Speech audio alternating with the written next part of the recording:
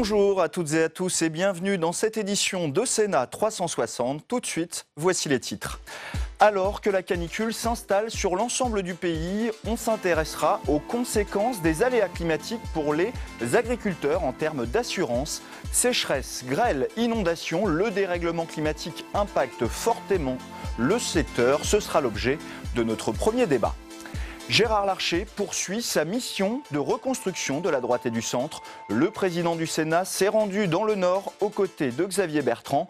Objectif, montrer que le salut viendra des territoires. On en parlera dans cette édition.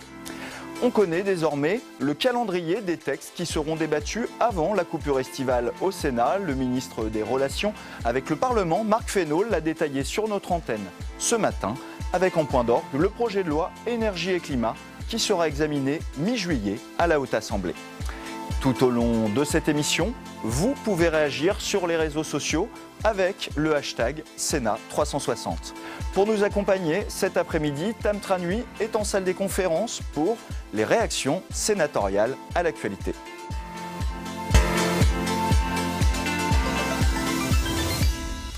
La canicule s'installe pour une semaine sur la quasi-totalité du pays avec des pics supérieurs à 40 degrés attendus en milieu de semaine. Les pouvoirs publics redoublent de conseils et de mesures pour tenter de limiter l'impact de cette vague de chaleur. Mais pour les travailleurs, comment concilier vie professionnelle et canicule? Petit rappel de ce que prévoit la loi dans ce cas, signé Alizé Boissin. Une semaine qui s'annonce caniculaire. Difficile dans ces conditions de travailler sans suffoquer. Mais alors, que prévoit la loi en cas de forte chaleur? Dans le Code du travail, aucun seuil de température n'est mentionné, mais l'employeur a l'obligation d'assurer la santé et la sécurité de ses employés. Les métiers physiques sont les plus concernés par la loi. Les personnes qui travaillent à l'extérieur généralement, et le BTP par exemple est un parfait exemple, on va adapter en fait les cadences, on va commencer à travailler plus tôt, on va octroyer des pauses plus nombreuses, et puis surtout on va avoir une obligation pour l'employeur d'hydrater, de fournir de l'eau à ses travailleurs, au moins 3 litres d'eau par jour. Ça c'est le Code du travail qui le prévoit. Pour ceux qui ne travaillent pas à l'extérieur, eau fraîche et espaces de travail ventilés sont obligatoires. Autre problème, la tenue vestimentaire. Là, attention, l'employeur a une totale, obligation de pouvoir préserver son entreprise par rapport à la clientèle. Et donc, c'est ce critère qui va être déterminant. Si vous avez un contact avec la clientèle, l'employeur pourra très bien vous dire, vous gardez votre costume, vous gardez vos talons hauts, vous gardez un habillement qui soit décent. Alors bien sûr, on va l'adapter peut-être en fonction des conditions, mais vous ne pouvez pas de vous-même venir en tongs et en bermuda à votre travail. Il y a de la jurisprudence là-dessus. Des arrêts ont déjà validé des licenciements pour un port de bermuda intempestif. Si rien n'a été fait et si le dialogue ne fonctionne pas, l'employé pourra alors exercer son droit de retrait. Et on part en salle des conférences du Sénat rejoindre Tam Tranui pour une première interview avec Julien Bargeton, sénateur La République En Marche de Paris. Julien Bargeton, qu'est-ce que vous inspire cet épisode de canicule qui est très précoce, on nous les annonce de plus en plus habituel et de plus en plus intense. C'est allié pour vous au réchauffement, au dérèglement climatique? Le gouvernement est sur le pont pour répondre à cet épisode de canicule.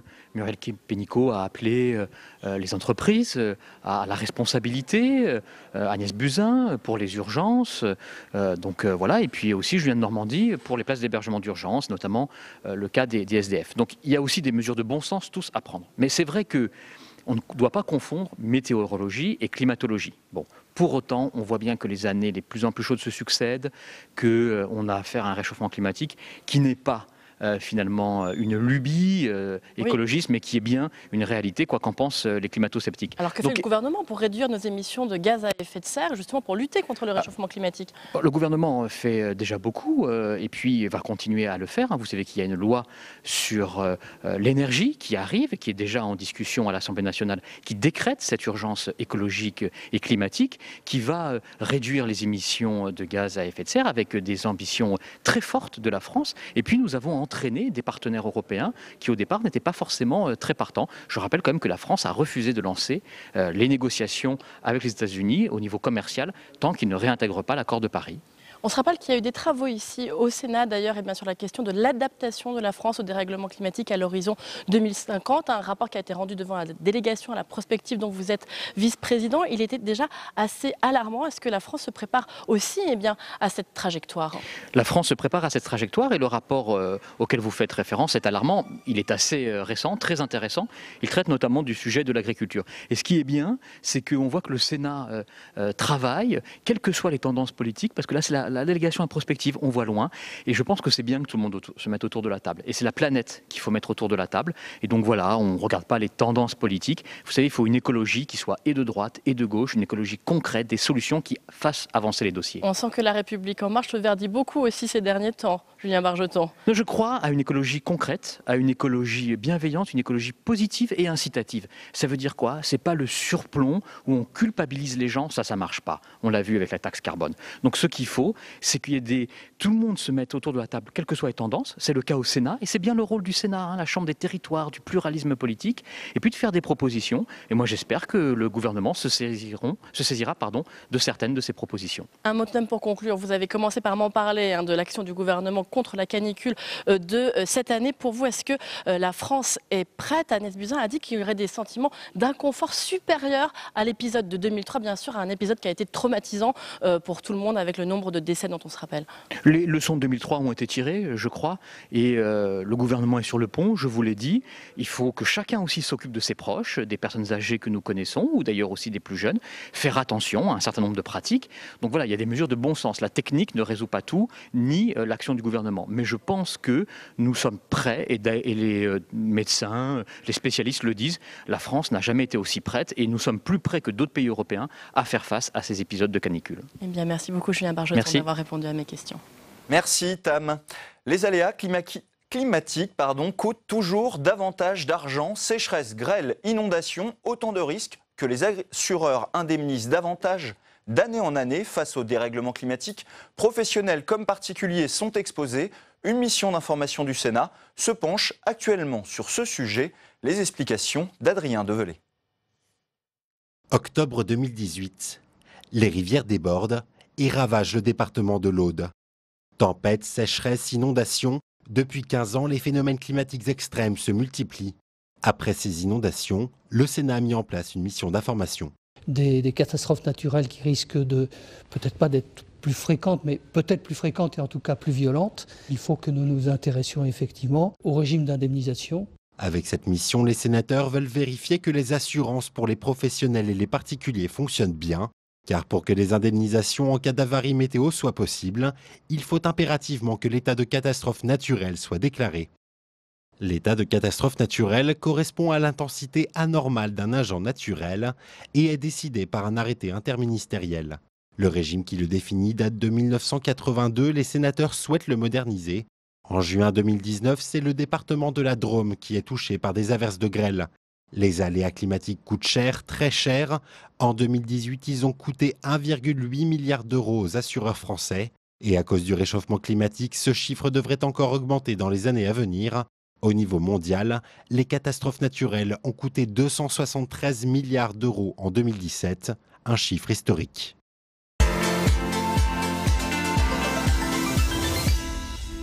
Et on ouvre le premier débat de Sénat 360 sur ce sujet, les risques climatiques et leur indemnisation, avec une problématique pour le secteur de l'agriculture, particulièrement exposé au dérèglement climatique. Pour en parler, j'accueille sur le plateau mes invités. Didier Rambaud, bonjour. Bonjour. Vous êtes sénateur La République En Marche de l'Isère. André Bernard, bonjour. Vous êtes président de Chambre d'agriculture de la région PACA et vice-président de la Fédération nationale des chambres d'agriculture. Bonjour. Enfin, j'accueille Olivier Moustakakis, bonjour. Bonjour. Vous êtes responsable des relations avec les assureurs chez Assurland. Alors, les agriculteurs sont malheureusement aux premières loges du dérèglement climatique. Sécheresse, inondations, grêle, les événements virulents sont de plus en plus fréquents, de plus en plus violents. Par exemple, début juin, en région Auvergne-Rhône-Alpes, dont des communes en Isère, Didier Rambaud. Et c'est des problématiques de plus en plus fréquentes. Et oui, hélas, je crois que l'ère des dérèglements climatiques est là maintenant, et on le voit pratiquement chaque semaine. Quand c'est pas une inondation, c'est une sécheresse. Quand c'est pas une sécheresse, c'est de la grêle. La canicule, on peut imaginer ce que cela va entraîner. Et il y a une semaine, en Isère plus particulièrement, dans la zone de production de ce qu'on appelle la noix de Grenoble, qui a été durement impactée. Plusieurs milliers d'arbres, de noyers arrachés, entre 15 et 20 000 noyers arrachés, avec toutes les conséquences que cela entraîne.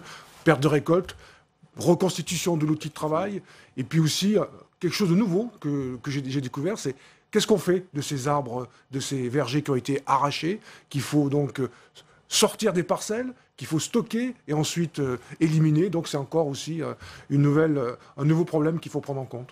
Des nouveaux défis, André Bernard, que vous constatez partout sur le territoire, de plus en plus d'événements exceptionnels qui impactent durement les agriculteurs? Oui, effectivement, on assiste à une montée en puissance et une rémanence de plus en plus forte de ces événements. Quand on prend l'année 2018, 70 départements en arrêté sécheresse, tout le nord de la France en arrêté sécheresse, alors que le sud n'y est pas. Les événements de la semaine dernière sont quand même d'une violence extrême sur un territoire qui est très vaste, parce que quelquefois les orages de grêle, malheureusement, il y en a toujours eu, mais sur des surfaces beaucoup plus contraintes. Là, ça a tenu très large, avec des impacts très forts. Et je rappelle quand même que les agriculteurs sont ceux qui, une grande partie de leur outil de travail, est exposé à l'air libre. Alors effectivement, je crois que face à ces événements qui arrivent, on voit se développer, on expérimente et on voit se développer aujourd'hui des mesures de protection, parce qu'avant de parler de réparation, il vaut mieux essayer de prévoir. Donc il y a un certain nombre de mesures qui sont aujourd'hui avec des moyens, les filets. Sur la sécheresse, il y a aussi une autre problématique, c'est le stockage de l'eau pour éviter de voir les plantes dépérir. Il y a des travaux pour, je dirais, contribuer à l'atténuation du climat. On va évoquer toutes ces mesures possibles pour lutter contre ce dérèglement climatique. Avant, j'aurais voulu poser la question à Olivier Moustakakis. Est-ce que pour les assureurs, c'est un coût de plus en plus important, le risque agricole avec le dérèglement climatique? Alors bien évidemment, peut-être pour clarifier le débat, il y a 3 types en gros de niveaux de garantie possibles. Il y a ce qu'on appelle couramment une multirisque agricole, qui est l'équivalent pour vous, moi, de la multirisque habitation. Donc ça couvre en fait tout le bâti de l'exploitation et tout ce qui est contenu à l'intérieur des bâtiments. Donc c'est-à-dire les récoltes qui seraient contenues à l'intérieur des bâtiments. Ça ne couvre pas les récoltes à l'extérieur et bien d'autres choses. D'accord ? Donc ça, c'est un premier contrat. Donc déjà, il faut être rassuré. Il faut déjà avoir souscrit un contrat pour... Tous les agriculteurs ne sont pas assurés. Alors, tous ne sont pas forcément. En règle générale, ils le sont quasiment tous aujourd'hui. Mais il faut déjà bénéficier de ce type de contrat. 70%? Non, ça c'est la culture. Non, plus que ça. Il y a plus. Les RD, ils sont beaucoup plus accès à... Plus de 70%. Plus de 70%. Ça, on peut considérer en assuré. gros que chaque agriculteur responsable a souscrit un contrat de multirisque agricole qui permet de couvrir au moins le bâti et ce qui est contenu à l'intérieur de... Et après, il y a les risques particuliers pour les récoltes en extérieur notamment. Exactement. Donc depuis 2016, il y a un nouveau contrat qui a été fait à la demande des agriculteurs et de l'État et qui a réuni aussi des assureurs, qui va couvrir l'extérieur, c'est-à-dire qui va permettre de couvrir des récoltes. Donc c'est un contrat qui est optionnel, tous ne sont pas obligés d'y souscrire, d'accord ? Et aujourd'hui d'ailleurs, sauf erreur de ma part, fin 2017, il y avait simplement 30% des agriculteurs qui avaient souscrit ce type de contrat. À peu près ça, oui. Sur la filière céréales et la filière viticole. Exactement. Les prairies et les cultures maraîchères et fruitières, non. Voilà. Alors... Et donc, il n'y a qu'une partie des agriculteurs qui ont la possibilité finalement de s'assurer contre ces risques extérieurs? Alors non, ils peuvent s'assurer. Le problème qui se pose, c'est que l'assurance a un coût. Donc après, il faut évaluer par rapport au coût et à l'aléa de la survenance du sinistre, est-ce que ça vaut la peine ou pas, parce que ça a un certain coût. Donc l'État, pour les 2 premiers niveaux de garantie, subventionne une partie de la cotisation d'assurance. C'est la PAC. Voilà, sur 65%. Via les fonds européens de la politique agricole commune. Via le fonds de garantie, etc. Il y a un deuxième niveau qui est subventionné à hauteur maximale de 45%. Voilà. Donc après, c'est en fonction du coût global, est-ce que ça vaut la peine ou pas. Et ce qui est reproché à ce dispositif, si on écoute un peu le milieu agricole, c'est que, 1, ça coûte très cher. 2, le déclenchement d'indemnisation n'est pas immédiat, puisqu'il faut qu'il y ait un minimum de 30% de destruction de la récolte qui interviennent pour pouvoir être indemnisé. Et il y a une franchise de 30%. Donc ça fait quand même un coût non nul pour l'agriculteur. On va évoquer tous ces sujets. Avant, j'aurais voulu vous faire écouter le ministre de l'Agriculture, Didier Guillaume. Lui, il souhaite une assurance obligatoire pour notamment couvrir ces risques qu'on a évoqués, non assurés aujourd'hui. On l'écoute.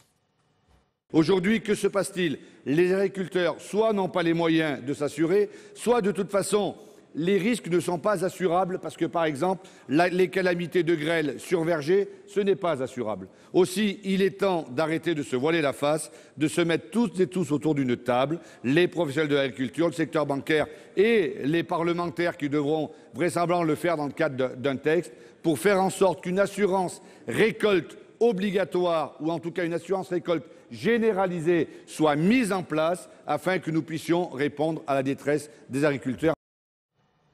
André Bernard, une assurance obligatoire pour les agriculteurs, c'est ça la solution face à la multiplication des risques? Alors, obligatoire, pourquoi pas? Moi, je la veux surtout d'abord accessible pour les agriculteurs. Parce qu'il ne faut pas que, pour s'assurer, on ait déjà bouffé le résultat de l'exploitation.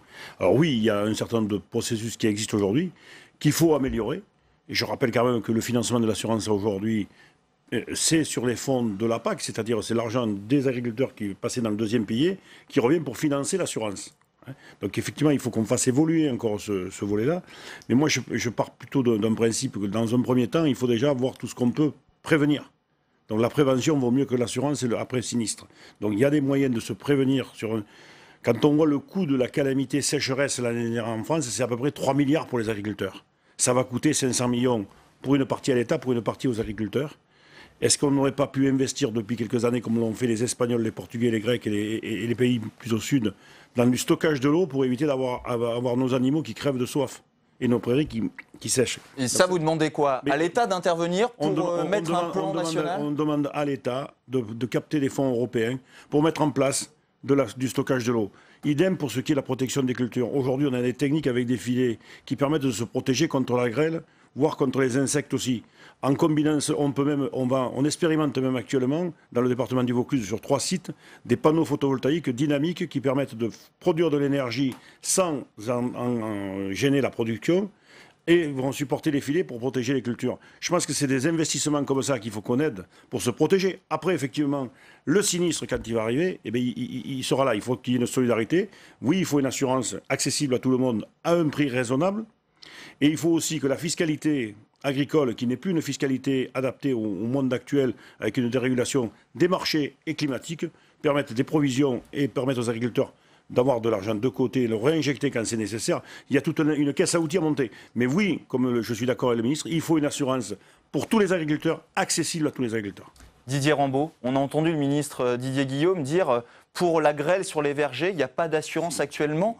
Si. Si, mais elle est inabordable. trop chère, elle était inaccessible. Le problème est là. Je partage ce que dit le ministre. Et j'entends ce que dit monsieur le président de la Chambre d'agriculture. C'est qu'aujourd'hui, les revenus dans un grand nombre de branches agricoles sont très faibles. Et donc, il y a l'impossibilité de pouvoir accéder à cette assurance. Mais je voudrais aussi insister sur un point, et revenir sur ce vient de dire monsieur Bernard. Effectivement, je crois qu'il faut changer de braquet, de régime dans notre pays par rapport à l'indemnisation agricole et aller vers cette culture de la prévention, effectivement, qui aujourd'hui est très insuffisante et qu'il faut développer, anticiper. Et je dirais que ce sont des choses peut-être concrètes où là, les pouvoirs publics, que ce soit d'ailleurs les collectivités, les intercommunalités et bien évidemment l'État, peuvent accompagner les branches professionnelles, effectivement, à mieux se protéger et à anticiper ce type de risques, ce type de catastrophes qui, malheureusement, sont de plus en plus récurrentes. En y associant les assureurs, Olivier Moustakakis, comment finalement mieux prévenir pour moins rembourser au final?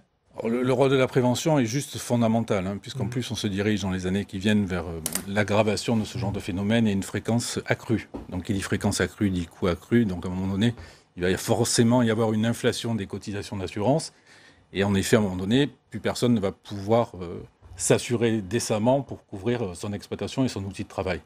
Donc la prévention est juste essentielle. Pour revenir sur ce que disait monsieur le ministre, qui se trompe de manière catégorique, puisque l'assurance grêle, sauf erreur de ma part, existe depuis à peu près plus d'un siècle. 140 ans. Voilà, 140 ou 150 ans. Ça existe, mais est-ce que c'est en pratique quelque chose d'abordable pour les agriculteurs? L'assurance grêle reste quelque chose d'abordable. Le vrai sujet aujourd'hui, c'est en gros la couverture des éléments non assurables. D'accord? Donc typiquement, une maladie qui va subvenir suite à une inondation, etc., mais qui cause des dégâts colossaux, puisqu'après il n'y a plus d'exploitation possible pendant des années, etc. Donc pour ça, il y a un dispositif qui a été mis en place, qui est le dispositif de calamité agricole, d'accord, qui est peu ou prou un dispositif assez similaire à la notion de catastrophe naturelle. C'est-à-dire qu'il faut un arrêté ministériel qui déclare la zone en calamité agricole, Et là, il y a tout un système d'indemnisation et de barème d'indemnisation, alors qui n'est pas parfait, qui est forfaitaire, hein, donc qui dépend un peu de la zone qui est considérée, etc., qui peut justement essayer de prendre le relais pour justement couvrir des éléments qui n'étaient pas assurables. Mais la prévention, c'est le seul, je pense, moyen viable. André Bernard. Sur les calamités agricoles, il faut savoir qu'aujourd'hui, il y a plusieurs filières qui ne sont plus éligibles au Fonds national de calamités agricoles, que sont les grandes cultures, que sont la viticulture, et les prairies sont en train d'y arriver. Et le coût de l'indemnisation aux agriculteurs est calculé suivant des règles très complexes. Et nous accompagnons les agriculteurs pour aller vers la résilience par rapport à la culture du risque, la résilience par rapport au risque. Et qu'est-ce qu'on encourage les agriculteurs à aller vers des différentes filières sur ces exploitations. Le problème, c'est qu'après, le seuil de déclenchement fait que si vous avez moins de 30% de pertes sur une culture, vous ne déclenchez pas. Et si vous n'avez pas l'ensemble des cultures sinistrées, plus de 13% ou 14% de pertes, vous n'êtes pas éligible. C'est une complexité c'est très compliqué à gérer. N'empêche qu'on arrive quand même, et cette année, je dirais, l'année 2018 et 2019, on va intervenir, l'État va intervenir sur un grand nombre d'exploitations liées aux excès d'eau et liées à la sécheresse, quoi. Donc il y a des mécaniques qui... Non, mais clairement, le système est imparfait. C'est d'ailleurs pour ça, aujourd'hui, qu'il n'y a que 30% des agriculteurs qui ont souscrit le risque climatique. Hein. Donc, Didier Rambaud. Tout simplement, j'ai envie de dire, il faut que maintenant l'appel du ministre soit entendu. Il faut qu'on se mette autour de la table. Les assureurs, les organisations professionnelles et le législateur. Parce qu'on a des informations un petit peu diverses, on n'est pas tous à jour. Et vraiment, ça devient une urgence pour changer de ce système assurantiel dans l'agriculture. André Bernard, vous avez parlé de prévention. Est-ce qu'il ne faut pas de l'adaptation aussi? Peut-être utiliser moins d'eau, mieux, pour faire toujours autant avec un peu moins d'eau? Ce chapitre-là, bon, si vous voulez qu'on le développe, on va le développer, on risque d'y passer du temps. Mais effectivement, on expérimente et on développe aujourd'hui des pratiques moins utilisatrices d'eau, moins utilisatrices d'intrants, des cépages résistants aux maladies. Hein, parce que tout ça, ça fait partie des travaux. Mais ça prend du temps et on le fait. C'est une adaptation qui n'est pas nouvelle en agriculture. C'est pas nouveau, mais ça s'accélère. Je veux dire, aujourd'hui, nous, personnellement, on vient de planter des vignes avec un système de paillage végétal au sol qui absorbe très peu d'eau pour plus avoir à désherber le pied et ne passer que le broyeur dans les interrants, avec une couverture dessus photovoltaïque pour limiter l'évapotranspiration, se protéger de la grêle, des cépages résistants. Voilà, je veux dire, bon, ça, mais c'est 20 ans de travaux pour arriver à une préconisation. Et ça a un coût.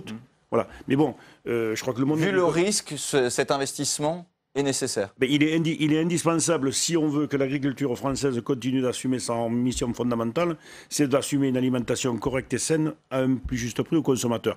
Mais je dis bien plus juste prix, mais le juste prix rémunération aux agriculteurs, parce que sinon on n'y arrivera pas. On l'a évoqué, il y a une mission d'information au Sénat sur les risques climatiques et leur indemnisation. Et nos équipes ont pu suivre leurs travaux lors d'un déplacement dans l'Aude, département récemment frappé par des inondations. L'occasion pour les sénateurs de voir sur le terrain les problèmes liés à ces intempéries. Reportage d'Héloïse Grégoire.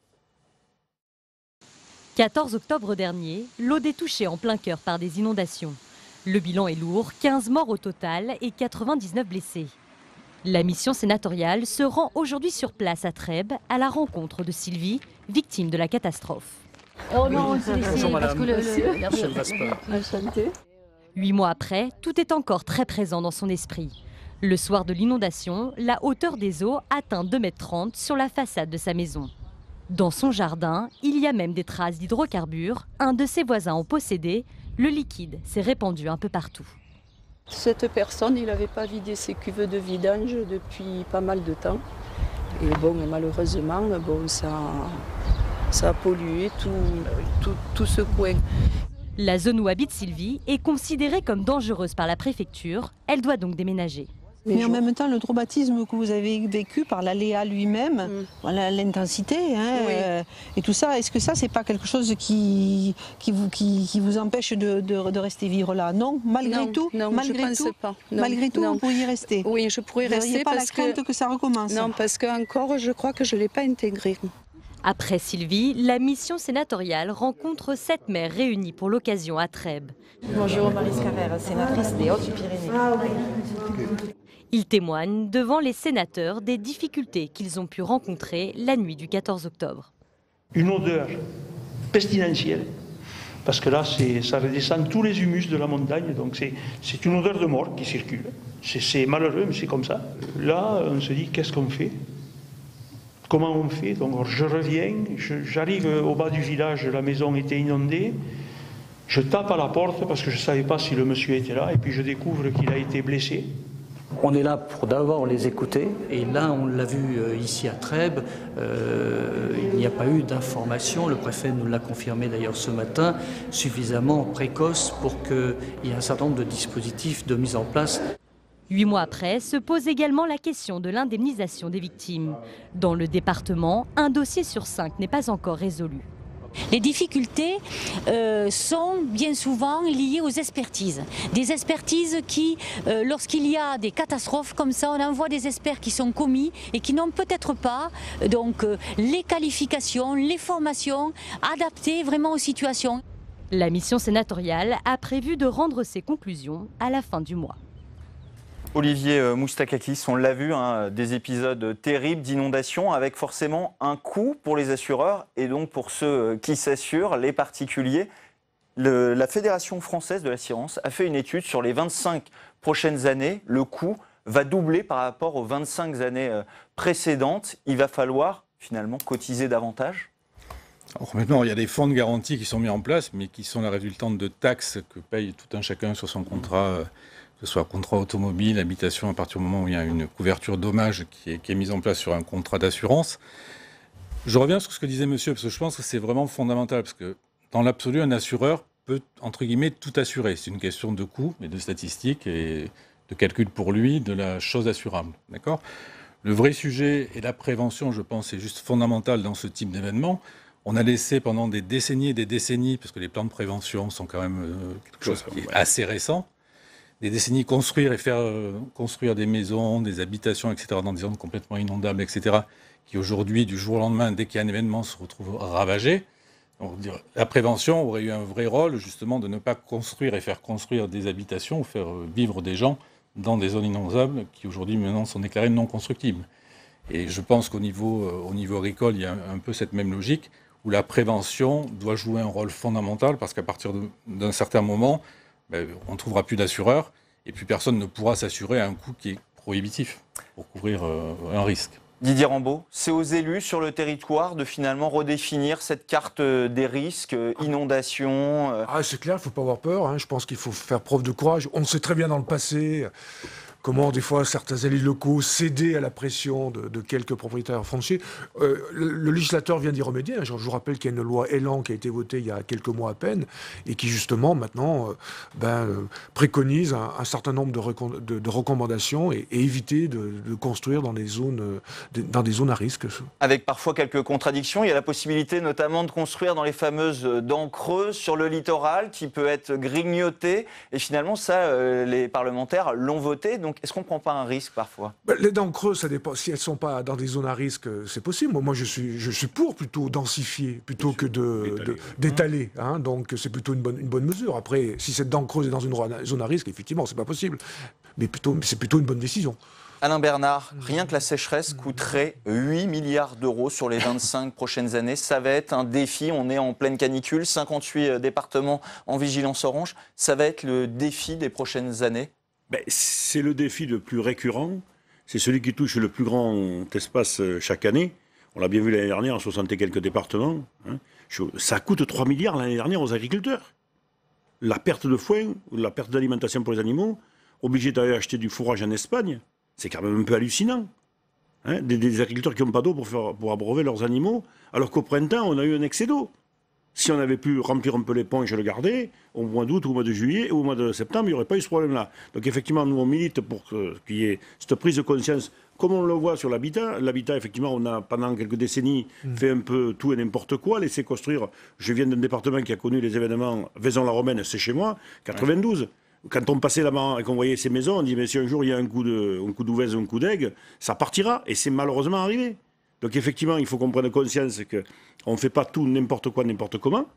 Et c'est malheureusement qu'à derrière des événements comme ça que l'on se rend compte que 2002-2003, la vallée du Rhône a été inondée, on nous a dit qu'il faut dégager tout le monde. On a travaillé avec les collectivités, avec l'État, avec la CNR, avec l'Agence de l'eau, avec l'Europe. On a permis des aménagements sur le bord du Rhône aux agriculteurs pour réduire la vulnérabilité en cas d'inondation. Ce qui fait que s'il y a 3 mètres d'eau demain, parce que nos anciens vivaient avec ça, il faut qu'on sache s'adapter aussi. Parce qu'il faut aussi que l'agriculture garde sa capacité de production. Moi, je voudrais quand même dire, par rapport à l'Aude, j'ai eu mes collègues de l'Aude ce matin pour préparer un peu cette émission après-midi. Et la Chambre d'agriculture, pendant 4 mois, a mis 70% de son effectif pour accompagner les agriculteurs, pour monter leur dossier. C'est trop long? Non, c'est surtout qu'on a mis 60... Ils ont mis 50 personnes pendant 4 mois pour aider les agriculteurs à monter le dossier, pour qu'ils soient payés. Effectivement, aujourd'hui, ils sont payés. Parce que l'État, même s'il avait décidé, vu la diminution du nombre de fonctionnaires sur le territoire, ne pouvait pas. Et là, c'est les chambres d'agriculture qui ont assumé ce rôle-là. Didier Rambaud, la législation, elle date de 1982. Il faut déclarer l'état de catastrophe naturelle. Il faut revoir un peu tout ça. Il faut la simplifier, beaucoup plus rapide. Il faut simplifier aussi le régime des franchises, développer la culture de la prévention. Voilà ce qu'on a maintenant devant nous en urgence. Et je suis très heureux que le ministre de l'Agriculture, de manière très véhémente la semaine dernière, aux questions d'actualité du Sénat, ait répondu en ce sens-là. Et maintenant, mettons-nous au travail. Olivier Moustakakis, sur l'aspect trop de délais pour les assureurs pour finalement compenser les agriculteurs, mais aussi les particuliers? Alors, sans prendre du tout la défense des assureurs, parce que moi je ne suis pas assureur, on est comparateur d'assurance, il y a toute une batterie de mesures et de procédures qui sont en effet un peu lourdes. Et puis surtout, suivant la nature du sinistre, quand il y a des inondations, alors il y a des fonds qui sont débloqués immédiatement s'il y a une catastrophe naturelle, etc. Donc il y a des règlements et des législations qui ont été mises en place pour immédiatement débloquer une partie des fonds pour pouvoir indemniser une partie du montant à l'assuré. Le vrai sujet, c'est que quand il y a une inondation, il faut malheureusement attendre que tout soit sec pour pouvoir mesurer l'état réel des dégâts et pouvoir indemniser. Donc ça, malheureusement, il y a un temps de séchage qui peut prendre en effet plusieurs mois avant que le sinistre soit réglé dans sa totalité. Merci beaucoup, messieurs, d'avoir participé à ce débat sur les risques climatiques et leur indemnisation. On va évoquer un tout autre sujet, l'agenda parlementaire qui se remplit après le discours de politique générale du Premier ministre. On connaît désormais les principaux textes à l'ordre du jour au Sénat pour cet été. Le programme vous est présenté par Quentin Calmet. La lettre a été envoyée la semaine dernière. Le Parlement est convoqué à partir de lundi pour la session extraordinaire d'été, une session qui devrait courir jusqu'à la fin du mois de juillet. Au programme cette année, les textes en cours d'examen entre l'Assemblée nationale et le Sénat au gré de la navette parlementaire. Ainsi, les députés examinent cette semaine le texte sur la collectivité unique d'Alsace, déjà adopté par le Sénat, quand un autre texte doit revenir à la Chambre haute, celui sur Notre-Dame, prévu en séance le 10 juillet. On le sait, il y a des accords sur la reconstruction de la cathédrale entre l'Assemblée et le Sénat. D'autres textes majeurs pour le gouvernement terminent leur parcours législatif. Le projet de loi Blanquer sur la réforme de l'école et celui sur la santé. Tous les deux ont fait l'objet d'un accord en commission mixte paritaire entre sénateurs et députés. Mais le suspense perdure sur deux autres textes.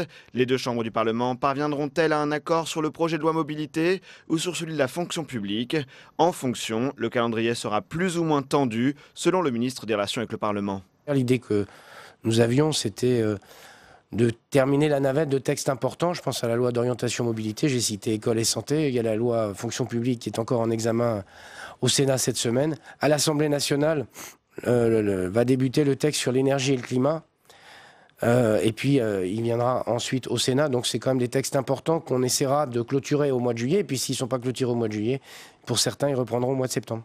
Le projet de loi sur le climat et l'énergie qui sera examiné par le Sénat à partir du 16 juillet. Mais deux autres textes ou réformes sont très attendus en parallèle de la session parlementaire. C'est en effet en juillet que le projet de loi sur la PMA sera présenté en Conseil des ministres.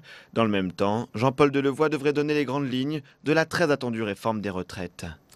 Y a-t-il une crise qui couve au Parti socialiste? Le sénateur Rachid Temal dénonce son éviction de la direction du parti et attaque le premier secrétaire Olivier Faure qui a fait renouveler les instances ce week-end. Les explications de Cécile Sixou. Il n'y a eu ni débat ni entretien et personne ne l'a prévenu. Pour évincer Rachid Temal de la direction du Parti socialiste, Olivier Faure, le premier secrétaire du PS, n'a pas mis les formes. Le sénateur du Val d'Oise a appris son limogeage par des journalistes alors qu'il était à Belfort. Mais il l'assure ce matin sur notre antenne, rien de dramatique. Quand je suis à Belfort avec les salariés, avec toute la gauche réunie, je découvre par des bruits de couloir que j'ai été évincé. Mais c'est pas grave. Moi, encore une fois, c'est pas ça. Moi, je travaille sur le fond. Pourtant, sur sa page Facebook, le sénateur est beaucoup plus virulent. Dans une lettre ouverte à Olivier Faure, il dénonce la méthode et déplore les expulsions successives du parti depuis les européennes.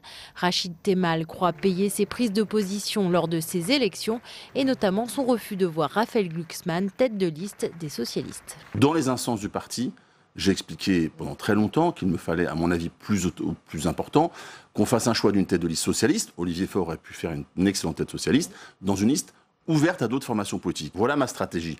Elle n'a pas été adoptée par le Conseil national, donc j'ai fait campagne. Et j'ai fait campagne pour Raphaël Glucksmann et la liste qu'il tirait. Si Rachid Temal compte rester dans la famille socialiste, ce nouveau psychodrame dans les instances du PS est un coup dur supplémentaire pour le parti qui n'a obtenu que 6,2% des suffrages aux élections européennes. Et pour évoquer ce sujet, on rejoint Tam Tranui en salle des conférences du Sénat. Tam, vous êtes avec Xavier Iacovelli, sénateur socialiste des Hauts-de-Seine. Xavier Iacovelli, rien ne va plus entre Olivier Faure et Rachid Temal qui a été évincé de la direction du Parti socialiste. Alors que se passe-t-il ? Écoutez, moi déjà je regrette la méthode. Rachid Temal était en représentation du Parti socialiste à Belfort auprès des salariés de General Electric. À la fin de la semaine dernière, effectivement. Voilà, et non, le jour même, le jour du Conseil national, et il a appris dans la presse qu'il était évincé de la direction nationale. Déjà sur la forme, vous trouvez que c'est pas très heureux ? C'est clairement inélégant. C'est clairement inélégant, surtout pour quelqu'un comme Rachid Temal, mon collègue, qui a été le seul à récupérer le parti en lambeaux après les élections présidentielles, le seul qui a accepté de retrousser les manches pour s'occuper du parti, qui avait fait 6%. Je pense que c'est effectivement inélégant pour celui qui était à la manœuvre. Vous avez parlé de chasse aux sorcières. Les mots sont forts. Vous pensez que c'est ce qui est en train de se passer aujourd'hui au Parti socialiste ? Écoutez, moi, j'ai adhéré au Parti socialiste. On avait du Chevènement et du DSK. On avait du Mélenchon et du Collomb. On avait du débat. On n'était pas tous d'accord, mais on se réunissait sur l'essentiel. Aujourd'hui, on a l'impression que lorsqu'on n'est pas d'accord avec la direction nationale, on se met de côté. Moi, je trouve que c'est regrettable. Rachid Temal en est la conséquence cette fois-ci. Je l'ai été aussi en partie. Je pense qu'on a besoin de recréer du débat. Et notre identité, c'est avant tout d'être socio-démocrate. Pour vous, il paye donc ces critiques à l'égard de la direction du parti, à l'égard d'Olivier Faure ? Je pense qu'il paye les critiques sur la stratégie sur les européennes. Effectivement, on ne pouvait pas... on voit bien que la direction se satisfait d'avoir fait 6%. Enfin, excusez-moi, mais il y a encore 2 ans, on était aux responsabilités et on est content d'avoir fait 6%. Non, clairement, 6,1%, c'est un échec. Et ça, il faut que la direction nationale l'entende. Alors que c'est vrai que cela a été interprété comme le fait que la direction finalement sauvait les meubles, mais vous dites à 6%, on est quand même très bas. Et avant la ligne Olivier Faure sur les européennes, pour vous, n'était pas la bonne. Avant la stratégie Glucksmann, qui est somme toute quelqu'un que j'apprécie, mais avant la stratégie Glucksmann, on avait déjà des sondages qui nous étaient entre 6 et 7. Donc il n'y a pas eu de dynamique. Donc c'est ça qu'on reproche, c'est qu'on a sacrifié des députés européens socialistes au profit notamment d'Aurore Lalucq qui vient de Génération, qui est aux antipodes de ce qu'on peut penser au Parti socialiste. Et donc c'est une stratégie qui n'a pas été payante. Est-ce que vous demandez la démission d'Olivier Faure de son poste de premier secrétaire du PSA ? Je demande la démission de personne. Je demande juste que le Parti socialiste se ressaisisse, que la direction nationale se ressaisisse et fasse en sorte qu'on soit dans la continuité, dans notre histoire, du débat, du respect des sensibilités de chacun et pas de sectarisme comme on peut l'avoir en ce moment. En rendant public ces désaccords, est-ce que vous ne rajoutez pas de la division aux divisions et au fait que le parti soit déjà exsangue ? Non, on donne notre avis. On a toujours donné notre avis. On le donne en interne, on le donne en externe. On assume. Donc, qu'est-ce que vous attendez vraiment aujourd'hui pour le Parti socialiste ? Si vous ne demandez pas la démission d'Olivier Faure, est-ce que vous pensez qu'il peut changer de ligne ? Qu'il peut changer quelque chose encore aujourd'hui ? J'ai peu d'espoir qu'il puisse changer de ligne. Et c'est bien le problème. Bien, merci beaucoup Xavier Iacovelli d'avoir répondu à mes questions. Merci à vous. Merci beaucoup, Tam. Le Sénat examine en ce moment la réforme de la fonction publique. Et pour en parler, j'accueille sur le plateau notre journaliste Alexandre Poussard. Bonjour. Bonjour Jérôme. Alors, les sénateurs ont débattu la semaine dernière de la déontologie des fonctionnaires et un amendement issu de la commission d'enquête Benalla a été voté. De quoi s'agit-il ? Eh bien, il s'agit du contrôle des activités privées des collaborateurs du président de la République. C'est un amendement qui est issu de l'un des rebondissements de ce feuilleton Benalla, l'affaire des contrats russes. Elle avait été révélée en janvier dernier par Mediapart. Alexandre Benalla aurait participé à la négociation d'un contrat de sécurité privée auprès de l'oligarque russe Iskander Mahmoudov, un contrat qui aurait été exécuté pendant et après le passage d'Alexandre Benalla à l'Élysée. Alors ces révélations font peser des soupçons de conflit d'intérêts majeurs compte tenu des informations que détenait Alexandre Benalla, dont certaines sont classées secret défense. Et que proposent les sénateurs pour mieux détecter ce genre de conflit d'intérêts? Eh bien, le sénateur socialiste Jean-Pierre Sueur, co-rapporteur de cette commission d'enquête Benalla, propose de renforcer les contrôles des activités privées des collaborateurs en inscrivant dans la loi que tous les collaborateurs de l'Élysée et des cabinets ministériels devront saisir obligatoirement la Haute Autorité pour la transparence de la vie publique dans 3 cas de figure: lorsqu'ils créent une entreprise, lorsqu'ils partent vers le privé à l'issue de leur fonction et lorsqu'ils ont exercé dans le privé dans les 3 années avant leur arrivée. Alors dans le débat, le ministre Olivier Dussopt, qui était dans l'hémicycle jeudi soir, a donné un avis défavorable à l'amendement de Jean-Pierre Sueur car il l'a trouvé trop précis concernant la liste des emplois concernés par ces contrôles de la Haute Autorité. Écoutez le ministre. Dans la mesure où un décret va prévoir cette liste, il nous paraît inutile à ce stade, mais je vais prendre un engagement suivant, de préciser que telle ou telle catégorie d'emploi, et en l'occurrence les collaborateurs du président de la République, seraient automatiquement concernés. Engagement est pris au banc, donc c'est un avis défavorable, vous l'avez compris, mais engagement est pris au banc que dans le décret d'application de cet article 16, les emplois de collaborateurs de cabinets ministériels et de collaborateurs du cabinet du président de la République seront soumis au contrôle systématique. Ça sera dans le décret d'application et c'est le gouvernement qui prend cet engagement devant vous. Donc au final, le gouvernement va donc bien appliquer cet amendement de la commission d'enquête Benalla, mais il ne faut pas pointer du doigt précisément les collaborateurs de l'Élysée, au risque de rappeler quelques mauvais souvenirs. Merci beaucoup Alexandre Poussard pour toutes ces explications. Gérard Larcher poursuit sa mission de reconstruction de la droite et du centre. Le président du Sénat s'est rendu dans le Nord aux côtés de Xavier Bertrand. Objectif, montrer que le salut viendra des territoires. Marvin Guglielminetti et Fabien Recker ont suivi pour nous ce déplacement. Reportage. C'est une première étape dans la reconstruction de la droite.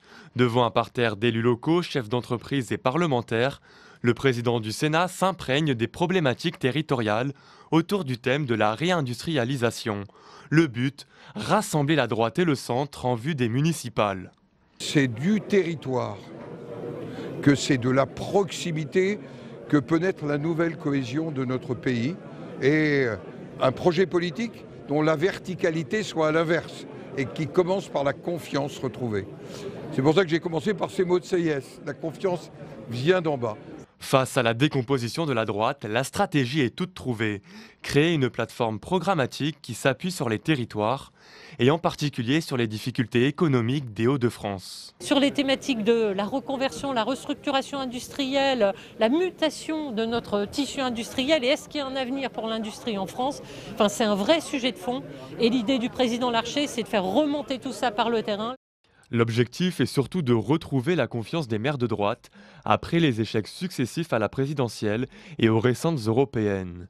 À défaut d'un sauveur, les Républicains cherchent toujours un leader.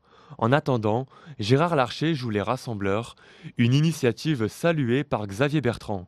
Voilà la démarche qui est initiée par Gérard Larcher, qui est de dire on va sur le terrain, on écoute et après on fera des propositions. Moi ça me va, je lui demande aussi d'être notre porte-parole de ce qu'il a entendu aujourd'hui. Dans les débats au Sénat, il y avait des députés qui étaient là.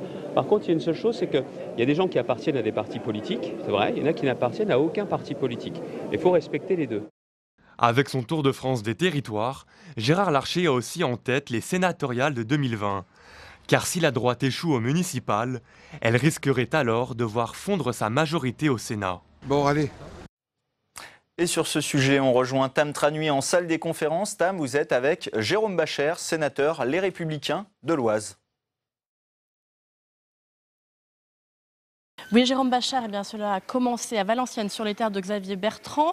Mercredi, Gérard Larcher sera sur les terres d'Albéric de Montgolfier avec Bruno Retailleau. Est-ce que son initiative de Tour de France peut réellement permettre de relever la droite et de faire le rassemblement avec le centre pour vous?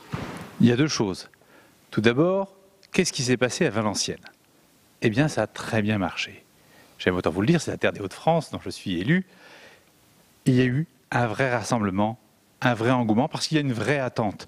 Et cette attente, elle va se traduire aussi chez Albéric de Montgolfier.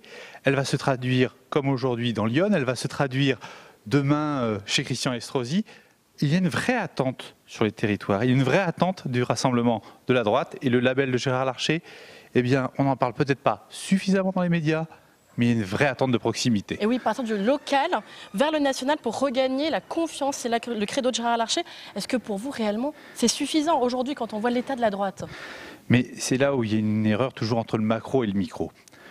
Localement, les maires ont l'habitude, les conseillers départementaux, les élus sénatoriaux ont l'habitude de composer, je veux dire, et à droite et à gauche, avec les meilleurs. C'est ce qu'on fait pour nos territoires. C'est ce qu'on a toujours fait dans nos exécutifs locaux. Et là, on a l'impression qu'avec la Macronie, tout vient d'en haut. Et qu'il n'y a qu'en haut qui aurait la vérité. Nous savons que la vérité, elle vient des territoires. Et ce qui est important, ce n'est pas d'attendre que ça remonte, c'est que nous, élus nationaux, nous descendions pour reprendre et puiser à la source du terrain. Et ça peut suffire justement pour résister aux appels du pied de la Macronie qui dit justement, eh bien, la droite modérée, ce type de droite, le centre, tout ça, eh bien, c'est pour nous, c'est notre ligne à nous. Non mais c'est assez amusant cette nouvelle ligne politique sortie des élections européennes qui consiste à dire soumettez-vous à nous ou alors disparaissez. Non, la vérité locale, la vérité de l'élection européenne, ce n'est pas celle-là. La vérité c'est celle du terrain, de la proximité, du pragmatisme et non pas de l'idéologie menaçante.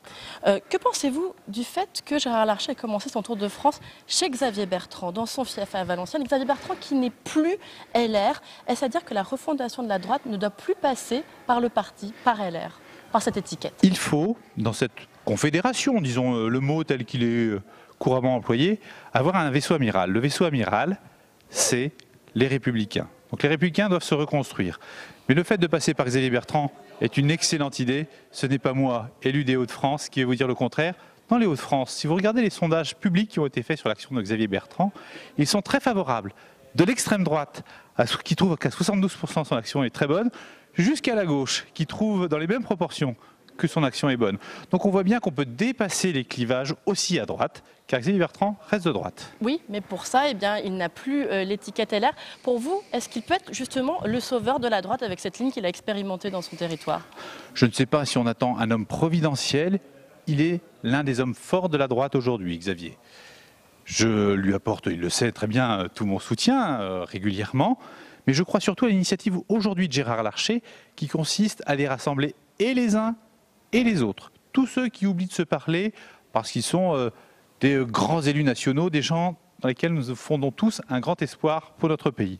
Nous parlons quotidiennement dans nos territoires à tout le monde. On espère qu'il réussira à faire pareil avec tous les grands élus. Eh bien, merci beaucoup Jérôme Bachar d'avoir répondu à mes questions. Merci Tam. La reconstruction de la droite et du centre et l'initiative de Gérard Larcher, c'est l'objet de notre second débat de Sénat 360.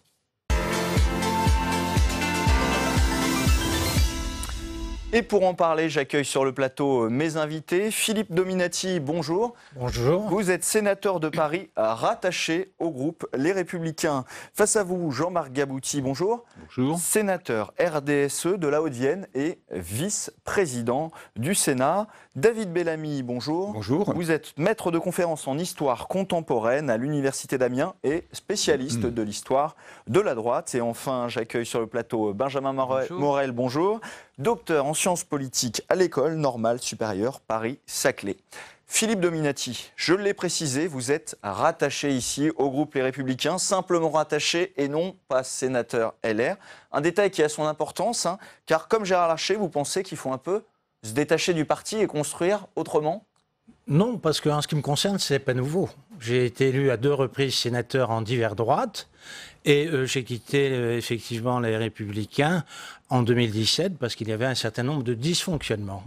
Et donc le problème maintenant qu'il s'agit de rebâtir, évidemment les convictions sont là et je cherche une force centrale dans le dispositif pour faire en sorte qu'effectivement il y ait une reconstruction de la droite. Et cette force centrale, c'est celle qui est menée par Gérard Larcher, avec Xavier Bertrand ? Vous savez, ce qu'il faut d'abord, c'est incarner l'avenir, et incarner l'avenir sur un projet parce qu'il faut être écouté par nos concitoyens.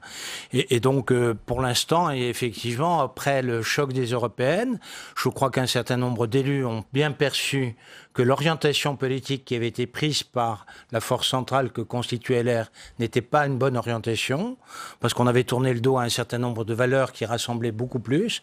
Et en réalité, il faut reconstruire d'abord une formation politique basée sur une vision européenne, sur le libéralisme économique, probablement, sur la modernité et les réformes, le sens des réformes, et également aussi sur le phénomène urbain, peut-être.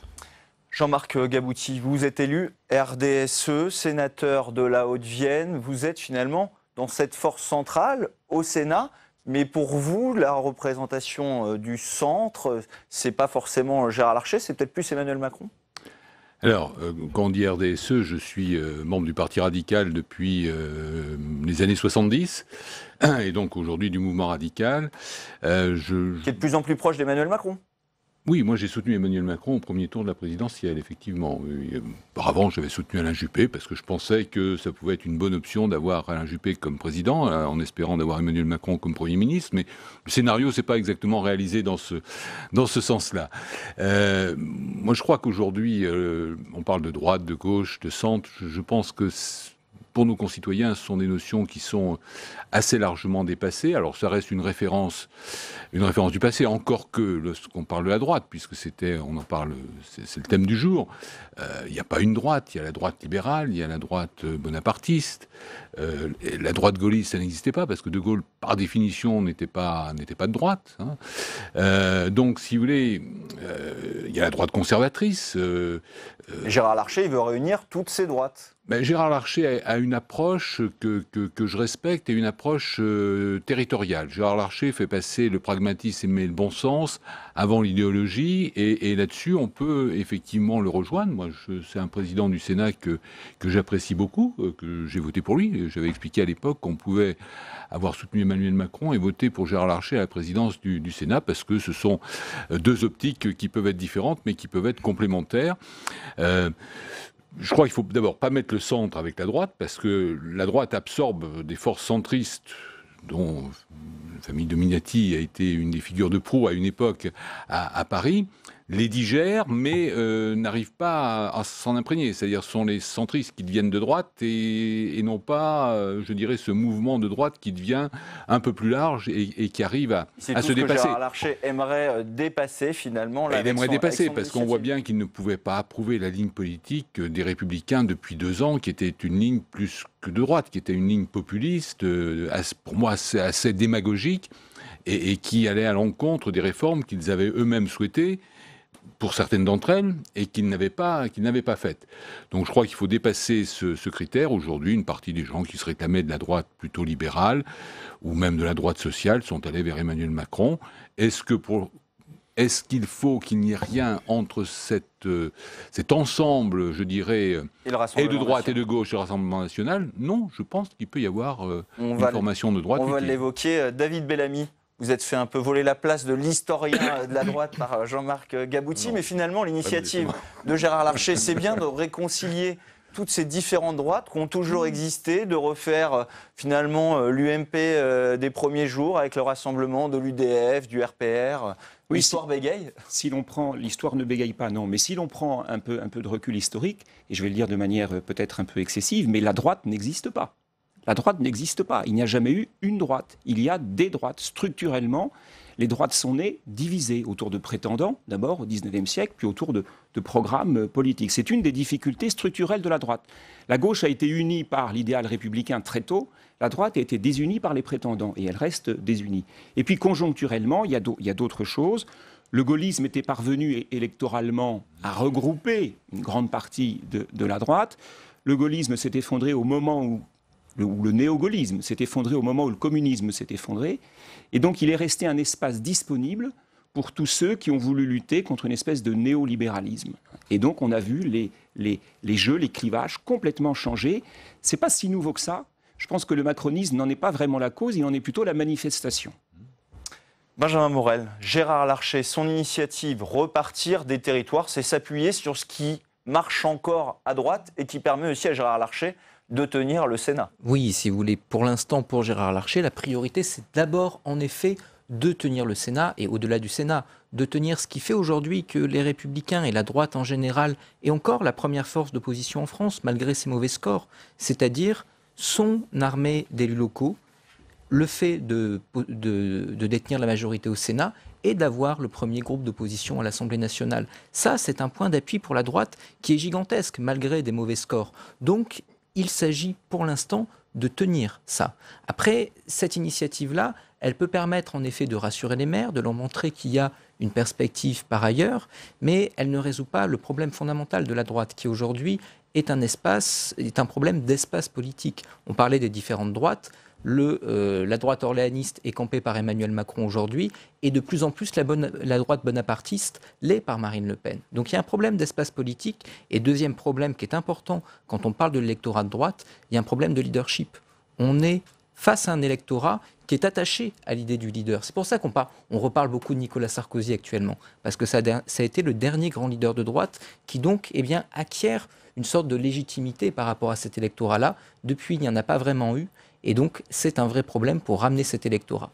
Philippe Dominati, vous qui avez quitté les Républicains, qu'est-ce qui vous ferait revenir? C'est la candidature de Christian Jacob qui est désigné comme le grand favori de l'élection à la tête des Républicains? Non, je crois que Christian Jacob, s'il est candidat, annonce qu'il est un candidat de transition. Évidemment, une politique doit être incarnée par un leader, essentiellement, et dans la perspective des scrutins nationaux, c'est-à-dire la présidentielle et les législatives. Ce qui fait revenir, où je n'ai jamais quitté, moi, mon camp, c'est les idées qui sont les miennes et qui étaient avant partagées par le plus grand nombre et qui se sont un petit peu rétrécies. Et j'espère tout simplement qu'il y aura une droite de gouvernement qui proposera au pays une alternance de gestion. Pourquoi? D'abord, elle se manifeste au Sénat. Le Sénat, c'est la seule institution où l'opposition peut exprimer un point de vue différent par rapport à l'exécutif. Et c'est important dans un pays démocratique d'avoir des forces de gestion pour l'alternance politique au Parlement. Donc c'est un peu le rôle du Sénat. Ce que j'attends, c'est un projet, qu'on retravaille du projet, que les haines du passé s'estompent. Il y a une responsabilité aussi historique des anciens leaders de la droite qui n'ont pas su préparer une génération pour leur succéder le moment venu, puisqu'en réalité, ils sont partis tous les trois ensemble en 2017 à l'occasion des élections présidentielles. Eh bien, il faut reconstruire tranquillement, mais surtout sur les mêmes valeurs, parce qu'en réalité, dire que le président de la République actuelle incarne le libéralisme, c'est totalement faux. C'est des prélèvements obligatoires à la fin du quinquennat aussi importants que François Hollande. C'est une première chose. Donc il n'y a pas de baisse de la pression fiscale, c'est quand même un problème économique majeur et un déficit plus important que François Hollande.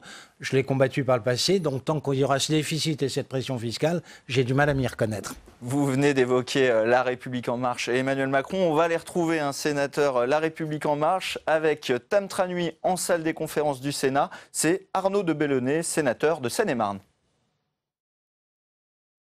Arnaud de Belenet, quel regard portez-vous sur l'initiative de Gérard Larcher de rassembler la droite et le centre en partant des territoires? Ça a commencé par Valenciennes, sur les terres de Xavier Bertrand et avec Xavier Bertrand d'ailleurs.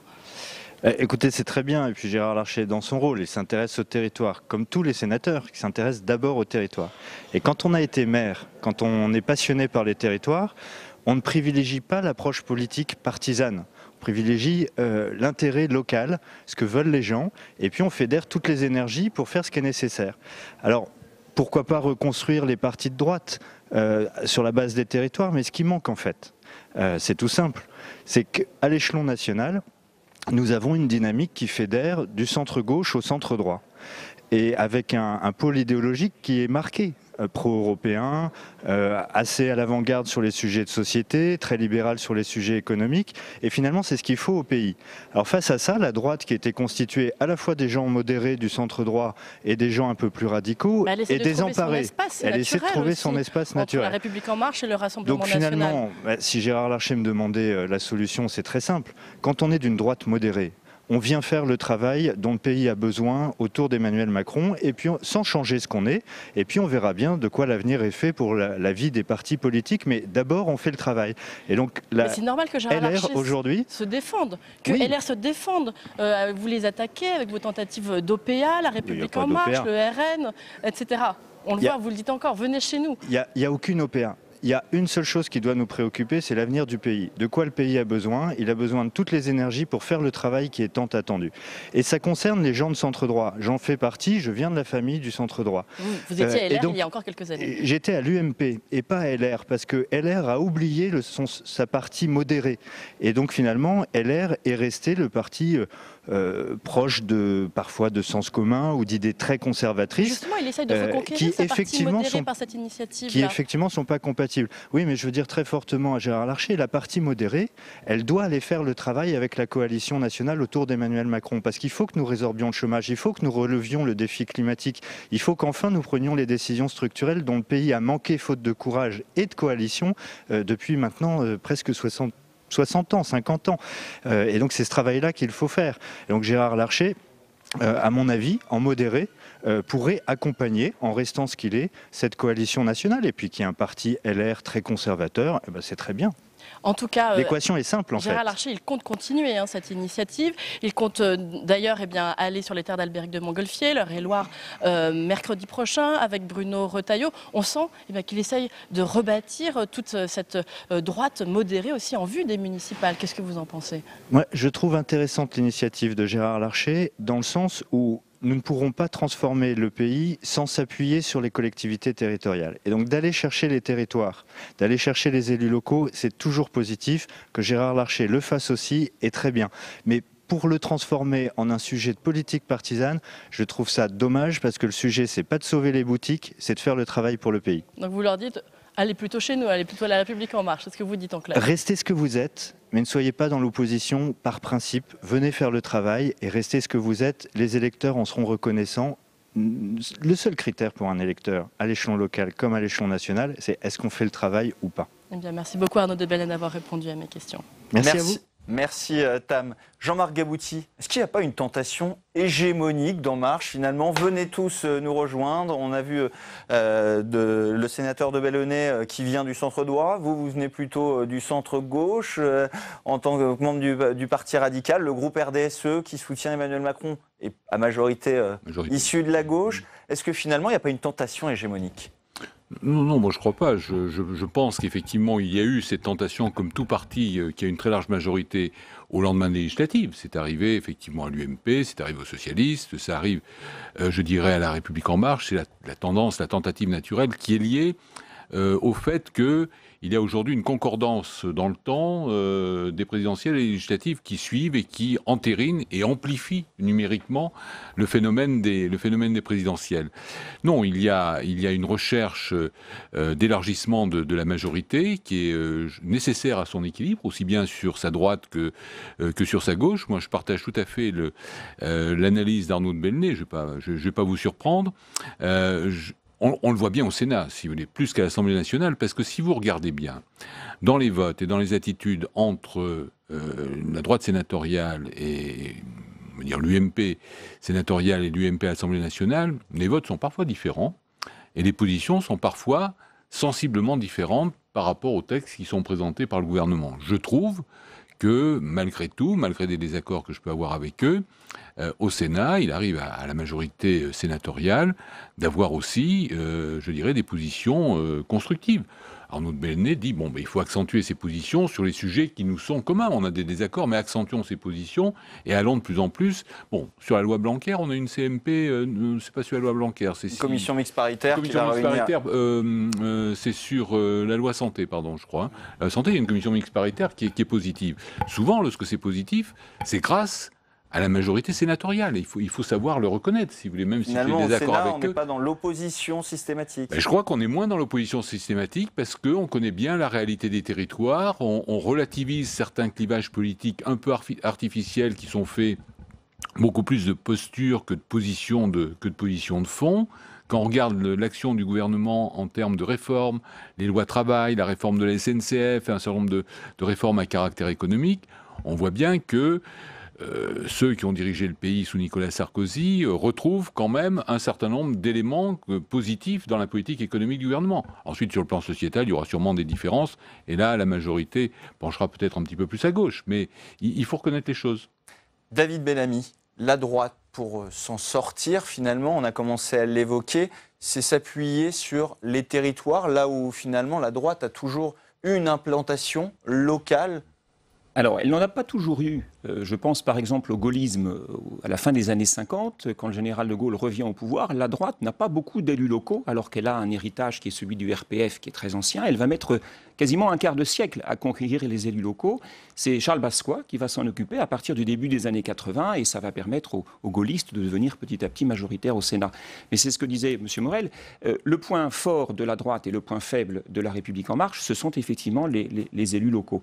Donc c'est là-dessus que sans doute va se jouer l'avenir de cette droite. Avec les élections municipales en ligne de mire et la tentation pour certains élus de droite de peut-être rejoindre La République En Marche pour sauver leur place? C'est là où l'observateur de la chronologie fine ne peut pas accepter le mot débauchage. Ce sont d'abord les électeurs qui sont passés à La République En Marche. Et après, ce sont des élus locaux qui, dans les heures qui ont suivi les résultats, ont basculé. Donc le mot débauchage, qui est un mot qu'on utilise souvent quand il y a un parti qui a des tendances hégémoniques, on l'avait dit du parti gaulliste jadis. Là, du point de vue scientifique, si je puis dire, du point de vue le plus impartial possible, il ne convainc pas l'historien. Les électeurs ont d'abord parlé. Philippe Dominati, il y a cette tentation pour certains élus, peut-être comme vous, de regarder La République En Marche en vue des élections municipales? Je crois que chaque cas est un cas particulier. Moi, je suis à Paris. À Paris, je fais partie de ceux qui ont fait en sorte que cette ville retrouve des pouvoirs municipaux. C'est une manière très récente, hein, c'est sous Giscard seulement. Donc, c'est pas une vision jacobine. Et les Parisiens sanctionnent parfois la municipalité lorsqu'elle est mauvaise. À mon point de vue, c'est mon cas dans cette période-là. Et le gouvernement lorsqu'il est trop distant est trop éloigné des préoccupations des Parisiens, c'est-à-dire des habitants qui habitent dans cette capitale. Et c'est également le cas, puisque Paris a des problèmes de sécurité, tous les jours on en parle.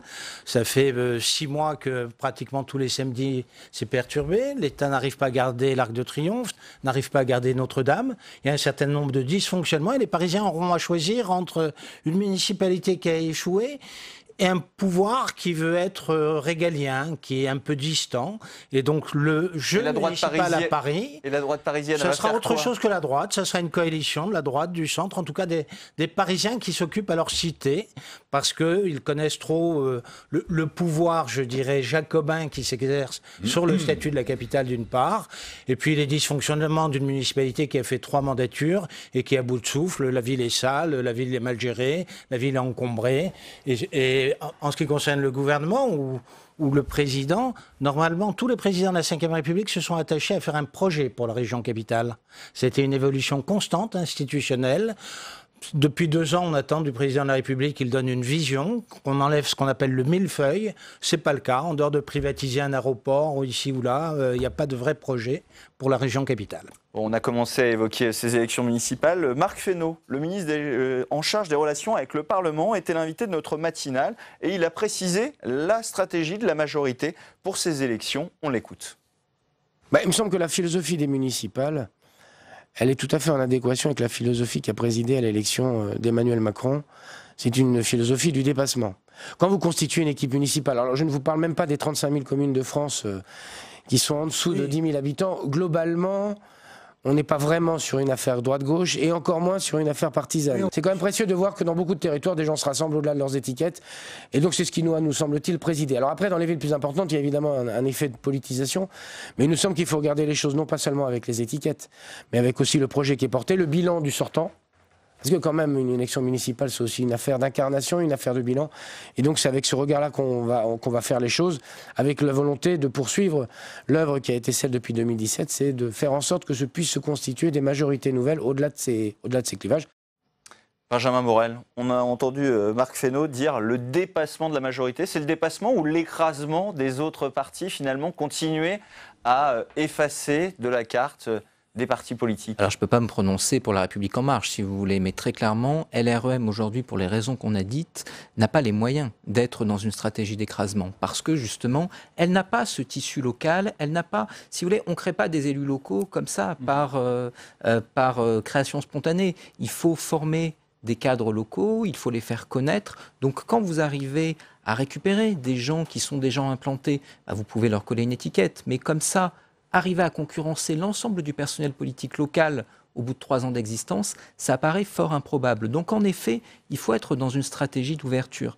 Mais c'est une stratégie qui est également compliquée parce que on a vu que les autres grands partis politiques, notamment le Parti socialiste d'un côté et LR de l'autre, ont souffert d'un effet vote utile par rapport à Emmanuel Macron. Or, quand vous êtes face à une stratégie qui fasse un effet vote utile de votre électorat, ne pas vous opposer, rentrer dans une stratégie d'alliance, c'est toujours dangereux parce qu'une partie de l'électorat peut se dire, eh bien, autant voter directement Emmanuel Macron, et notre parti se dire, autant voter directement Rassemblement National, par exemple, pour s'opposer à Emmanuel Macron.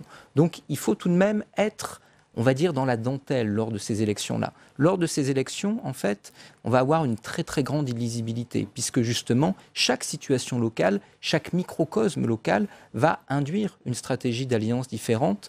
De toute façon, quoi qu'il en soit, eh bien, on va être dans une situation électorale qui va être très différente des européennes. Tout à l'heure, je suis d'accord avec vous, vous disiez, les électeurs sont passés avant LREM.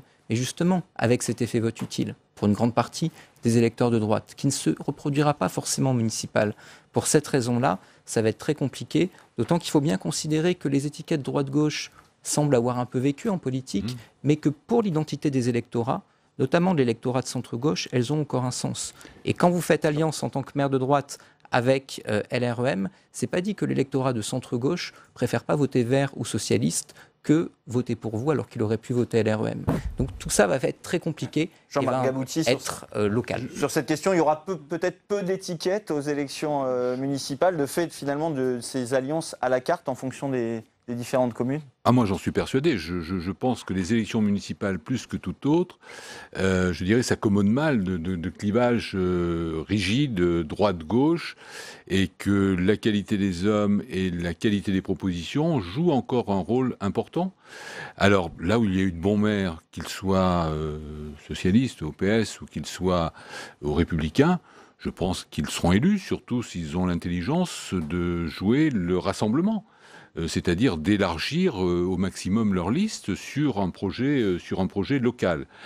La conséquence sera quand même numériquement, pour le Sénat et pour la représentation des élus locaux, que les deux grandes forces politiques traditionnelles que sont le Parti socialiste et les Républicains ne perdront pas dans la proportion où ils ont perdu aux européennes, ça serait dramatique pour eux, mais vont nécessairement se tasser parce qu'il va y avoir de plus en plus d'élus non classés politiquement, venant de la République En Marche, venant des alliés de la République En Marche. La République En Marche n'est pas seule, notamment en termes d'élus locaux. Il y a le MoDem, il y a les radicaux, il y a Agir, et puis des gens qui se rapprochent de cet ensemble plutôt favorable, je dirais, au président de la République et au gouvernement. Et donc on aura un paysage politique qui, sans doute de manière atténuée par rapport à d'autres consultations, mais qui sera lui aussi singulièrement modifié. Merci beaucoup, messieurs, d'avoir participé à ce débat. Comme chaque lundi, place maintenant à notre séquence sénateur à domicile. Et cette semaine, c'est Daniel Chassaing, sénateur Les Indépendants de la Corrèze, que nous avons suivi sur son territoire. La Corrèze est un département hyper rural, mais pas question de laisser les bourgs mourir faute d'activité sur place. Les initiatives fleurissent pour conserver habitants et développer des activités économiques. Reportage de Béatrice Finzin. Comment ça va? Ça va et vous? Ça va. Bon, écoutez, on est venu vous voir un petit peu puisque vous avez des difficultés pour faire reprendre votre commerce. Le problème, il est de trouver la personne qui le veut, qui veut venir et qui se plaît et qui veut venir. Alors ça, c'est compliqué. Les commerces, c'est la base de la vie dans nos territoires. Voilà. Et il faut absolument les conserver. À la campagne, on peut vivre et bien vivre, et vivre heureux. Chambray, 1300 habitants. Dans ce petit bourg de Corrèze situé à 1 heure de Limoges, l'inquiétude de voir disparaître les commerces est vive. L'unique hôtel du village vient de fermer car le propriétaire n'a pas trouvé de repreneur.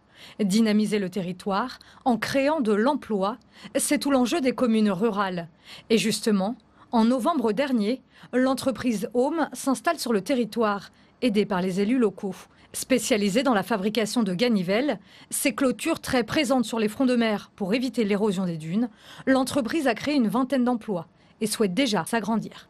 Ici, on est excentré, on est à 60 km des pôles urbains Et donc, pour fixer la population, il faut de l'emploi. Donc moi, quand quelqu'un se présente à la commune, à la mairie, et notamment des porteurs de projets ou des chefs d'entreprise, pour s'installer et créer de l'emploi, tout de suite on répond présent et on accompagne systématiquement. Et je suis heureux aujourd'hui de voir cette entreprise qui a évolué très rapidement, puisqu'à la mi-novembre, ils ont embauché 6 personnes et aujourd'hui ils sont 24. Michael est l'un d'entre eux. Il est arrivé en janvier avec sa femme. On est venu ici, ce n'est pas vraiment pour s'installer, mais en arrivant ici, on a vu la Corrèze, on a fait un peu le tour et on s'est dit que ça nous plaît et pourquoi pas s'installer ici.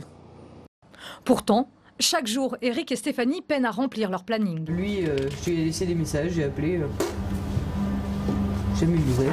Il est où lui? C'est un gars qui habite à Chambray aussi. La mairie nous a mis à disposition un local tout neuf, magnifique. On est dans des super installations, dans un secteur exceptionnel. Donc un cadre de travail qui est top. On a des machines qui sont toutes neuves. Le seul problème qu'on a, c'est qu'on n'a personne pour mettre derrière. Il nous manque du personnel. On est en recherche permanente de personnel. Fixer les employés sur un territoire enclavé, c'est compliqué. Car l'autre enjeu majeur des territoires ruraux, c'est de maintenir la population. Et ça passe avant tout par l'habitat. Dans le bourg, Daniel Chassin vient voir le dernier logement rénové. C'est Paulette qui en a bénéficié. Bonjour, bonjour, comment allez-vous? Comment ça va? Ça va. Bon. On le fait aller. C'était votre souhait aussi de vous rapprocher du centre-bourg, hein, d'être oui, voilà, de tout. De mes enfants. Voilà, exactement, exactement. Si on veut que les gens restent, il faut des logements. Et ça, c'est très important. Donc, il faut refaire dans les bourgs-centres, créer de nouveaux logements, aménager des logements qui sont actuellement obsolètes et qui sont des passoires énergétiques. Et tout ça, si on veut maintenir l'aménagement du territoire, c'est ce qu'il faut faire. Et justement, 12 nouveaux logements devraient bientôt voir le jour à Chambray. Livraison prévue dans 1 an.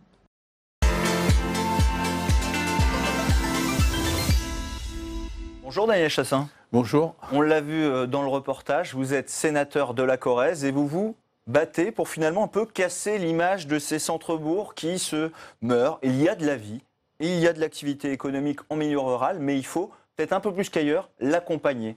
Absolument. Alors, si vous voulez, on a vu une commune, mais on pourrait le dupliquer dans de nombreuses autres communes, si vous voulez, où on a des commerces qui ont des difficultés à être repris. Et on a aussi, avec beaucoup de travail, on implante des entreprises, mais c'est possible d'implanter des entreprises en milieu rural, c'est possible d'y maintenir la vie. Mais après, le deuxième problème, c'est comment on fait pour que les personnes qui viennent travailler habitent localement. Et pour ça, il leur faut des logements. Alors, vous savez que les plans locatifs aidés, les PLA, souvent par la préfecture, par l'État, sont attribués aux villes et peu aux communes rurales. Finalement, on ne donne pas assez au rural, on regarde toujours trop la ville? Oui, si on veut maintenir l'aménagement du territoire, actuellement, il faut Internet, bien sûr, ça c'est le département de la Corrèze qui m'a fait un gros effort et on aura Internet à la maison, mais il faut des logements isolés, parce que sinon, l'hiver, on va dépenser tout l'argent dans le chauffage. Tout est lié, la démographie dépend de l'activité économique, il faut sauver la boulangerie du centre-bourg. Voilà. Est-ce qu'il y a assez qui est fait à destination des centres-bourgs? On a parlé de l'action cœur de ville pour les centres-villes. Alors, tout à fait. Est-ce que les centres-bourgs ne sont pas les grands oubliés? Les centres-bourgs sont oubliés. Donc il y a une proposition de loi au Sénat qui s'appelle OSER qui était rentrée dans cette démarche. Et je sais que Jacqueline Gouraud, la ministre, est en train d'étudier des possibilités d'aider les centres-bourgs. C'est ce qu'il faut faire. Effectivement. Alors, bien sûr, après, il y a la santé. Mais il faut réaménager les centres-bourgs, conserver les commerces de proximité, mettre des logements pour pouvoir que les gens viennent habiter et pour pouvoir conserver aussi des personnes âgées qui sont isolées, mais qui vont revenir, comme vous avez eu un exemple ici, dans le centre-bourg. Vous dites finalement, il faut faire comme le gouvernement fait pour son plan Action Cœur de Ville. Tout à fait. Comment on aide concrètement sur le territoire? Mais l'action cœur de ville, si vous voulez, c'est des aides de l'État directement qui sont données aux communes pour réhabiliter des logements, pour réhabiliter aussi des magasins, enfin l'endroit où on peut implanter des magasins. Et ça, c'est très important. Dans les centres-villes, vous passez dans des villes, vous avez vraiment des avenues où il y a beaucoup de magasins dont les devantures sont complètement obsolètes, si vous voulez. Finalement, c'est un peu ce qu'on a vu dans le reportage, des entreprises qui sont aidées, on achète les locaux, on fait les travaux et après on le loue aux entreprises. Si vous voulez, d'abord, il faut que l'État soit un État fort pour les communes rurales et hyper rurales. Si vous voulez, les communes et les communautés de communes ne pourront pas seules aider et implanter les entreprises. Et c'est absolument très important parce qu'on a quand même une double peine, si vous voulez. Lorsque les personnes s'implantent en rural, elles sont un peu loin de l'autoroute, c'est plus compliqué, vous avez vu, pour avoir des employés. Donc, il faut que l'État aide pour tout ce qui est l'immobilier et pour aider aussi à la commune ou à la communauté de communes à partir du moment où il y a un projet viable pour que ce projet puisse se réaliser. Et ça, c'est très important. Je répète, si on veut maintenir la vie en milieu rural. Parce que, si vous voulez, l'agriculture, il faut aider l'agriculture, mais nous, on est dans un endroit d'élevage. Et bien sûr, même si on aide l'agriculture à maintenir, on a perdu énormément d'emplois au niveau agricole. Vous dites à l'État d'intervenir, aux législateurs aussi, de peut-être donner un peu plus à la ruralité ? Ben, il faut bien sûr que l'État, c'est une décision au niveau de l'État. Le législateur, oui, mais il faut qu'au niveau de l'État, il y ait davantage de péréquation et surtout davantage d'aide au niveau des commerces pour implanter et maintenir des commerces et au niveau d'implantation d'entreprises. Bien sûr, après, il n'y a pas que ça, il y a la santé. Justement, on va évoquer la santé. Vous êtes médecin de profession et toujours en activité, vous exercez toujours en Corrèze? Je suis un petit peu en activité parce que on est en train d'avoir une maison de santé qui va voir le jour dans maintenant une quinzaine de jours, qui est pratiquement finie. Et donc, c'est moi qui avais monté ce projet au niveau cantonal. Et dans ma commune, je veux essayer de continuer à avoir un successeur. Pourquoi? C'est compliqué d'attirer? C'est très compliqué, c'est très compliqué. Alors, vous savez que le Sénat a fait un amendement très important, comme quoi les étudiants en dernière année du 3e cycle venaient pendant 6 mois avec l'aide de médecins référents. Ça, c'est un amendement que vous avez porté et il a été conservé par les sénateurs et députés en commission mixte paritaire. Il a été absolument conservé. Donc, j'ai porté cet amendement qui était un amendement commun après de la commission avec LR et le Parti Socialiste. On a fait un amendement commun et cet amendement, effectivement, est devenu maintenant un amendement de la CMP.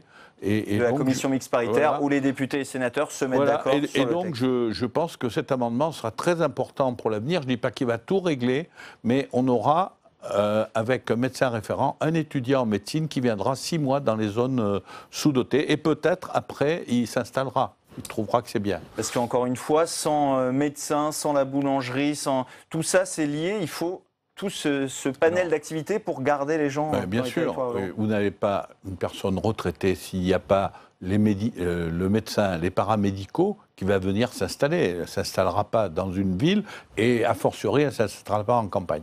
Donc c'est très important. Moi, je continue effectivement avec des remplaçants, mais je veux essayer d'avoir un successeur dans la maison de santé qui va ouvrir et qui est toute neuve.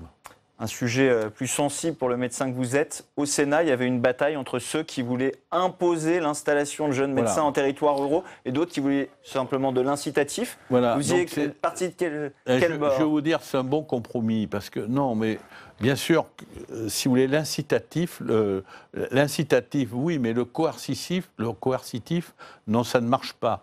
Donc là, c'est quelque chose qui est un bon compromis. Les étudiants en 9e année, c'est-à-dire en dernière année de 3e cycle. Presque complètement formés. Avec un médecin référent au cas où ils ont un petit problème ou un conseil à demander, eh bien, ils pourront s'installer pendant 6 mois dans les zones sous-dotées. Merci Daniel Chassaing d'avoir été notre invité aujourd'hui. C'est la fin de cette édition. Merci à vous de l'avoir suivi. Dans quelques minutes, vous retrouvez Delphine Gérard pour l'émission On va plus loin. Excellente suite des programmes sur Public Sénat.